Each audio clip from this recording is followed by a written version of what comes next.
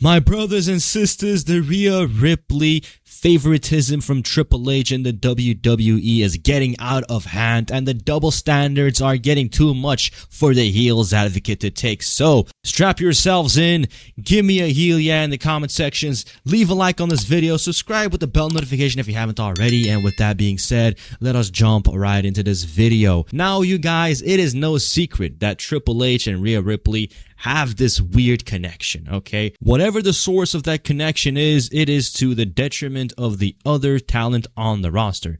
Because I don't know what it is. I don't know if it's because Rhea Ripley reminds Triple H of China, which is, you know, something that is not even like a gimmick at this point, because it is actually something that Rhea Ripley made obvious in one of her matches. She actually came out wearing an attire that China wore many years ago, and that might be something that Triple H kind of has this maybe weird deep down feeling towards her of like, oh, you know, I hurt China, or, you know, it went bad with China, and, you know, I went with Stephanie, or I left China behind, and I kind of want to now protect this girl that kind of looks like her. So now we have Rhea Ripley, you know, having the goth style, the powerful body style, and maybe that is a source of deep affection. It might not be romantic, but it might be a form of affection. And we can say that Rhea Ripley is basically the Roman Reigns of the women's division. She's heavily protected. I haven't seen her lose a match clean ever, if I'm being honest here. And it gets to a point where sometimes you can't look past things, right? Now, why am I making this video? After she got injured and she announced that she was injured, I was basically expecting her to come out on SmackDown and relinquish the title, kind of the way that, you know, Naomi did after she got pregnant, or Seth Rollins didn't even get the chance to relinquish the World Heavyweight Championship on Monday Night Raw. Instead, they just wrote him off TV. They had Big Bad Greed give him a tsunami, and then we had Braun Breaker give him a spear, and they sent him packing. We hadn't seen him since. Now, obviously, there is a little bit of a storyline element to it, because they just had to, you know, get him out of there in that fashion, so that when he does come back, it'll look like, all right, now he's coming back for revenge, instead of like, all right, guys, you know, this is a shoot segment. I'm injured. Here's the belt. I'll see y'all later. So, you know, had they done that, it would have probably been bad. But, you know, it doesn't fit my narrative, so I'm just going to make it out to be like, you know, it is something that they couldn't even respect Seth Rollins enough for, to have him go out there and, you know, drop the title. So I will say that they didn't respect Seth Rollins enough for him to go out there and relinquish the title like a honest honorary champion. But no, they just had to go out there and mistreat the man and not even give him the chance. So what do they do with Rhea Ripley instead? When she is the world champion, you guys, she just holds on the title. She isn't even on TV. I haven't seen Rhea Ripley since WrestleMania, and she is still the women's champion. Isn't that something? Isn't that something, right? She's protected even when she's injured. So you might think, all right, heel, what is the alternative here? Well, you know, we had the alternative, right? We're going to make an interim championship. Oh my God. Interim in professional wrestling? Are you kidding me? This isn't the UFC. But regardless, I'm going to, you know, carry on, because I was kind of happy for Chelsea Green when she became the interim champion. That was her big moment, and that might be the only time she might actually touch the title. And it's kind of sad, because obviously when Brian Hayes, or, you know, like all the people in the back, when they were talking about Chelsea Green on WWE Unreal, they were talking about, right, okay, Chelsea Green, she's great, but she's a jobber, right? That's her gimmick. That's her style. She's a jobber. She's out there to make other talent. She isn't necessarily there to get herself over, and she should know her place. That's the, you know, like the gist of it. And we had then Chelsea Green come out and talk about it a little bit. You know, she said, all right, you know, I see it, but I don't accept it, and things of that nature. So she tried her best to be professional, but, you know, nobody wants to hear that they're a jobber, essentially. So when they gave her this championship, it was kind of like a consolation prize.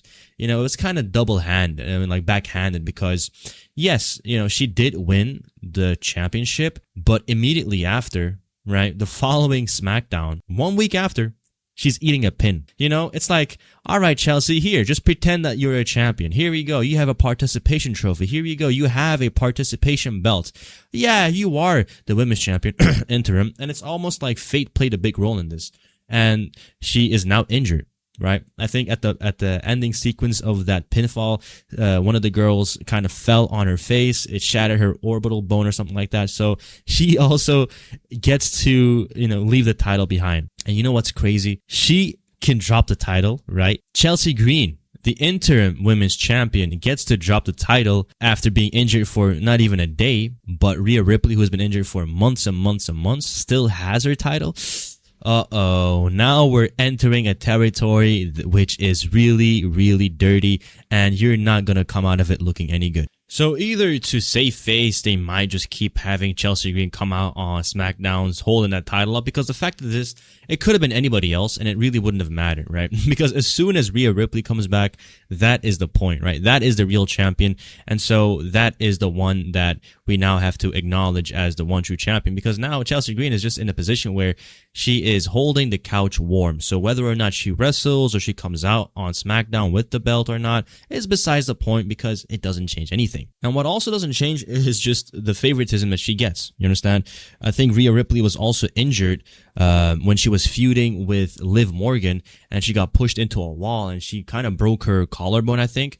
On the episode of WWE Unreal, we then saw her and Triple H hugging it up, right? All up in her grill. And I'm saying, "Oh, Rhea, yes, I understand what you're feeling like. In 2002, I tore my pec, I tore my quads, I tore my back, I tore my ass," and then I came back and it was just the best thing ever, right? So anything.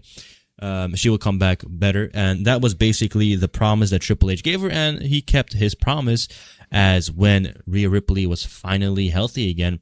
In the meanwhile, Liv Morgan was the women's champion, the women's world champion, and Monday Night Raw was going to debut on Netflix, and we had the match. Rhea Ripley was back. Liv Morgan, Rhea, it's happening. Boom. Rhea Ripley gets her title back, and she defeats Liv Morgan on Monday Night Raw, and that's it, right? Mommy is back on top. But the fact is this, at that point, a lot of the fans were kind of tired, right? Because you realize that the way Rhea Ripley is booked, the way that she is just a world beater in that division. She's not going to go out there and lose to anybody just for the sake of losing, right? So it's got to be something that is believable. And they've built Rhea Ripley up to be the biggest star, since Roman Reigns. It is really true. I mean, she, like, for the casual appeal, maybe, she might be bigger than Cody Rhodes. Who knows, right? But they realized that, and when she got the title off of Liv Morgan, all right, now Rhea is back, but what's next? You understand? And so when Io Sky, or I believe it was Bianca Belair, won the Elimination Chamber, it was just basically them, right? Bianca Belair won the chamber, and then that period, I believe it was Io Sky that defeated Rhea Ripley on Monday Night Raw because of Bianca Belair got into the match. That was like a sign to me that was like, okay, man, like we just can't have a title match without her being involved in it. She's already not a champion, so it's like, how is she getting involved? You understand? Because if Io Sky defeated Rhea Ripley and Io Sky is not a champion and Bianca Belair wins the chamber, how in the world is Rhea Ripley in the mix, right? And so in that segment, it was pretty funny actually that like as soon as Rhea Ripley came into the fold, into that segment where Io Sky and Jade Cargill are like signing their contracts, and like Rhea Ripley says, "All right, you know what? I'm gonna make myself enter the match," and it's like, damn, bro. What about the Rumble winner? What about the Chamber winner? You're just going to come out there and say that you're in the match and then you get to be in the match as well? You don't even earn like a weird stipulation match first? No, you screwed me out of the title. I'm now back in the title match. So that is another instance of just heavy favoritism and double standards, which is, really going to get to a point where a lot of the fans are going to look at it and say, all right, now where are we going with this exactly? Because she just went to Mania and still lost. Io Sky defended the title, and all right, so what was the point? So all right, maybe now we can make it about Io Sky and Rhea Ripley. All right, let's set up a match at WWE Evolution. The storyline was that Io Sky has always defeated Rhea Ripley. Rhea's never been able to pin Io Sky on some Seth Rollins and Roman Reigns type beat, but we all know who is who in these situations. So when Rhea Ripley and Io finally had a match at Evolution, I thought to myself, you know what? Let's see this match, and it was really nice. They really went at it, and obviously, in a very, very hype moment, Naomi decides to cash in the Money in the Bank, and she steals the championship, and that was, for me, a very good cash-in. I had no problems with Naomi. I've known Naomi for a long time, since like the mid-2010s. She was on Total Bellas, Total Divas, whatever you want to call it. And so I definitely knew who she was, I wasn't really following during the lockdown years, so I was kind of falling out of the women's scene. So seeing her with the title was a very, very fresh face, and I had no problems with it. Unfortunately for her, right? The people that basically, succeed Rhea Ripley have this curse over them. Io Sky, she had a curse over her as well because, shortly after defeating Rhea Ripley and Bianca Belair at Mania, 3-4 months later, and she's getting cashed in on. That's fine. She drops the belt.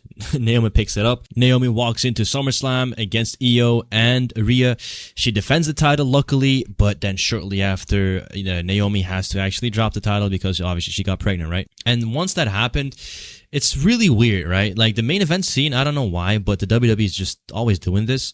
After SummerSlam, they just tend to make these world champion level people just tag guys, right? It's just really, really weird. Cody Rhodes did it after he defeated Brock Lesnar at SummerSlam. He teamed up with Jey Uso. They became tag champions.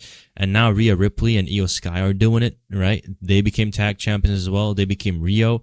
Alexa Bliss and Charlotte Flair, they did it as well. It's just really weird, right? Like after SummerSlam up until December, it's just like, all right, how can we stall? How can we wait? How can we just waste a lot of time and then go forward during the road to the Royal Rumble? And then, it's obviously road to Mania season again. And in that road, she went ahead and became the champion of the Elimination Chamber and gets herself a title match against Jade. And now we're here, right? She won the title.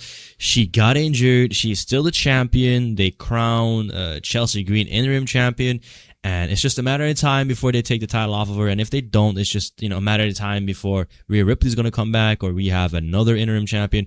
It is just an unbearable freaking run that is just annoying, right? If she's not there, she shouldn't be, champion in my opinion.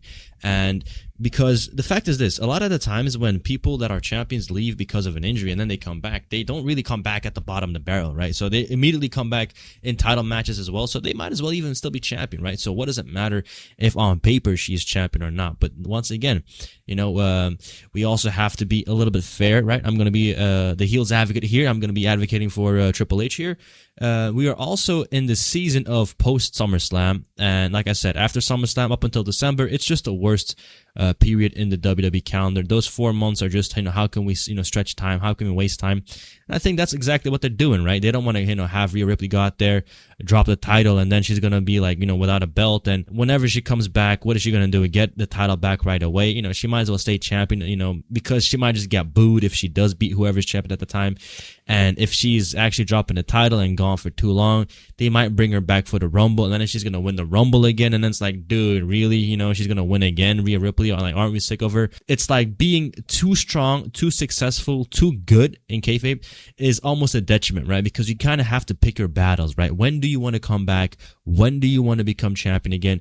When do you want to defend your title or pursue whoever is challenging you? So you have to really pick your battles, because if you're always winning and the foregone conclusion is that whoever's going to be matched up against you, that they're going to lose, it's like, all right, now we have to maybe sit down and create a challenge for you. And that's what they try with Jade Cargill. And it's really unfortunate that Jade lost at WrestleMania, because we could have built her up, right? If Jade went out there and defeated Rhea Ripley, we could have looked at Jade and said, wow, look, she's tall, she's big, she's strong, muscular. She's definitely, somebody that's superior to Rhea Ripley. Rhea finally met her match. And now, even if Jade Cargill were to defeat her, it's just lost its spark. It's the same way that Jade Cargill lost her spark being the world champion after she lost clean at SummerSlam last year against Tiffany Stratton, then gets the title at December Saturday Night's Main Event in a match where Tiffany Stratton had a kayfabe knee injury. So like, you lose clean, and then you can't beat her clean because you were just resting a one knee Tiffany Stratton. So if she was healthy again, she'd beat you clean again. Like I said, Tiffany Stratton buried Jade Cargill last year at SummerSlam. Jade should have just went over her and beat her clean, but I don't know what we're doing these days anymore, because it's just a whole big mess, right? The woman that defeated Jade Cargill clean is now the Intercontinental Champion. The United States Champion.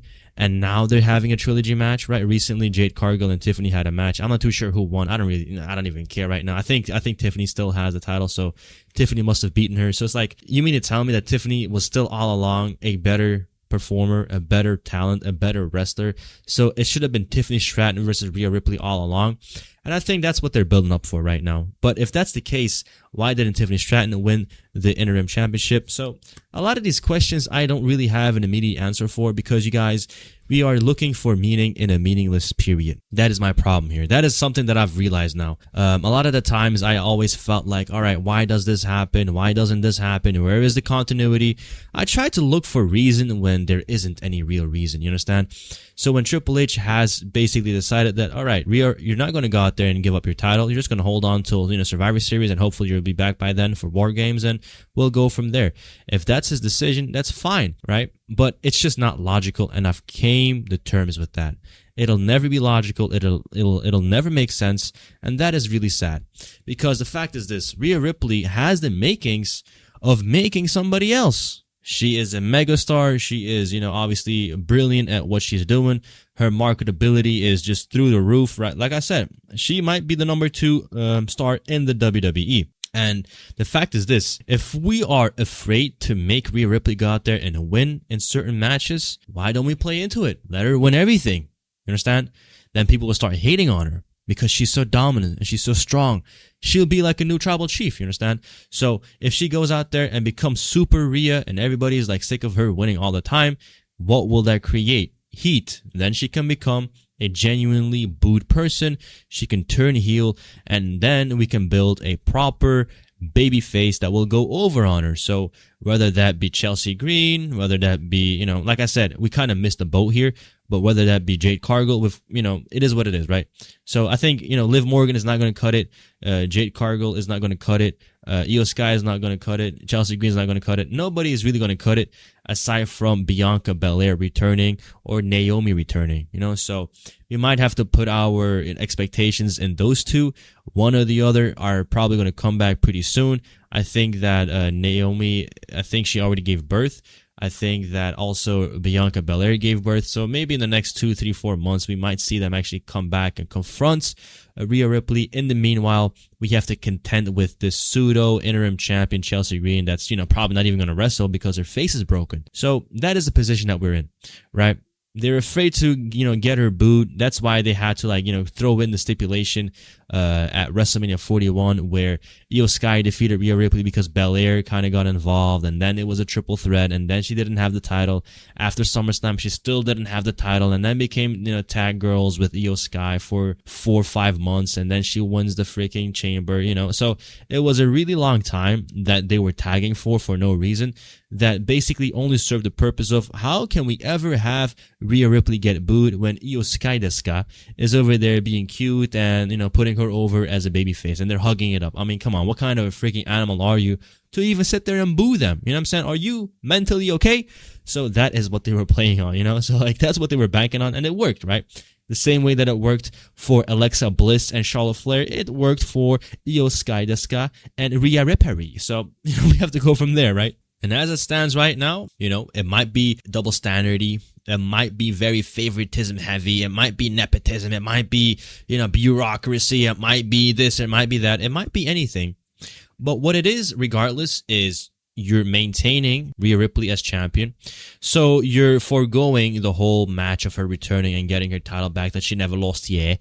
So we're kind of stripping that, right? We're focusing on the fact that when she does come back, she'll still be champion. And in the meanwhile, who can we build up? There are, many opponents that she can go up against, but none of them right now really stand out to me, especially none of the girls that are currently in NXT. I especially don't want to see Charlotte Flair in the mix, because Charlotte Flair is now back being singles, and I think Charlotte Flair lost her appeal as well. When Charlotte Flair went out there and wrestled Rhea Ripley at 39, at 40 she wrestled Tiffany Stratton, and I'm not gonna lie, the heat that Charlotte had at WrestleMania 40 against Tiffany Stratton, that was atomic, you know. I don't even think Gunther had that type of heat. I mean, she would come out and she would get booed. I think she won the Royal Rumble that year, right? She would get booed out of the building, so much so that after the match, right, and let's not forget about the whole, like, oh, Charlotte, you're 0-3 in marriages. Oof, tough one, right? And then she goes out there and loses to Tiffany Stratton again as well. So, like, she didn't even deserve it, right? But that's, like, the beauty of it. She came back, wins the Rumble. She gets booed. She puts Tiffany over by being the mega heel that everybody's hating. But she should have kept that heat, dog. If she could have kept that heat, oh my days. They were literally booing her so bad that she showed this chart, right? She had this chart of how much of my engagement on my social media is positive and how much of it is negative. And hers was like the number one out of everybody. She had like a 38% negativity in the comments. That was insane. What did she do? I still don't get it, man. What did she really do, dude? But that's okay, you know? But like I said, they wasted that opportunity to use all that momentum, all that heat to, you know, maybe generate another star. But I get it, dude. Okay, you spent 2 years building up Rhea, right? You know, you put over Rhea at 39, you put over Tiffany at 40. You know, it's kind of time for you to think about yourself. And so they brought in Alexa Bliss and they did damage control and they got her some positive reinforcements and she's now back to being a babyface, which is nice to see. I really like Charlotte Flair in the ring. She is a very, very good wrestler, and, you know, I don't really see anything that she does particularly bad. I think she's one of the most complete, well-rounded individuals in that roster, for sure.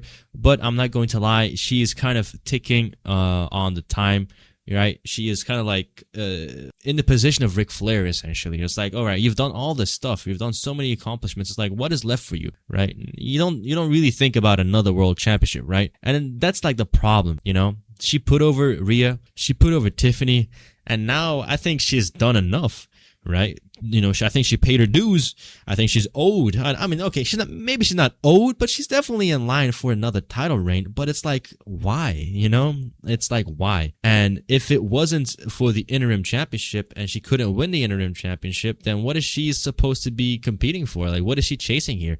You know, she's over here beefing with, you know, Jade Cargill. It's like not going anywhere. And I'm just thinking to myself, all right, Charlotte, what do you got planned? You know, what are you waiting for? Are you going to win another Rumble and get booed? You know, maybe, hopefully. But if she does, that'll be epic because the boos are going to be freaking deafening. But like I said, everything has to come to a halt because naturally after SummerSlam, nothing really moves forward. To top it all off, you have your Rhea Ripley champion just sitting out and not really giving up the title either. So we just have to, you know, maybe make do with the women's you know, World Heavyweight Championship on Raw, essentially. You know, maybe the roster on SmackDown has to focus on Liv Morgan as well, but now Becky Lynch is in the mix. It's all convoluted, you guys. I'm sick and tired of it. There is clearly favoritism going on. There is clearly a double standard going on, you know, because when, for example, Liv Morgan walks into WrestleMania, beats Gunther, then holds the title for 100 years, doesn't defend it once, and nobody's batting an eye because, you know, she had a match at SummerSlam, I guess, against somebody that she wrestled at the at the Queen of the Ring tournament, which, why the hell is a champion in the Queen of the Ring tournament? And then she loses to Io Sky, and then she beats Io Sky at SummerSlam. Like, what are we doing? We're not really putting the female division in the best position to prosper, and I think we need to bring back some balance. And, you know, Becky Lynch being in the mix with Vicaire or Liv Morgan is not it. You know, we just need people to stabilize this scene again. And you know what? While we're at it, how about when she does come back, we put the other title on Rhea Ripley as well, and Rhea then becomes 2 belts, and then she's gonna get really big heat. She's gonna be really, really hated. She'll go full mommy again. She'll turn on Io Sky. She'll beat Io Sky up. She'll create a new faction of the goth girls, right, with Paige, and then the new one that just debuted on SmackDown, like the goth looking girl. So hey, that might be the way that they're gonna go, and then we can set up a match between Paige and Rhea Ripley down the line, maybe for WrestleMania. And so we'll see what happens, guys. I'm the Heels Advocate, and I'm out.